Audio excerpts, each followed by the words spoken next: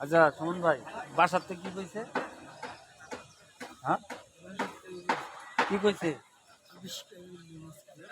বাসার তো কইছে আবিষ্কারী বোনাস খাইতে। এই মানুষের কাছে যে আবিষ্কারী বোনাস খাইবা, কি আবিষ্কার করছো? হ্যাঁ, কি আবিষ্কার করছো?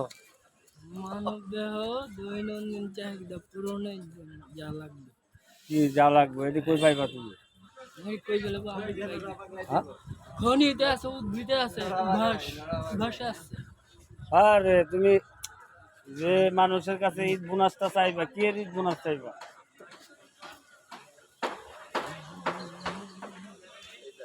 আবিষ্কার কামের না তোমার বাসাতে কয়ে দিছে তুমি ভিক্ষা করো।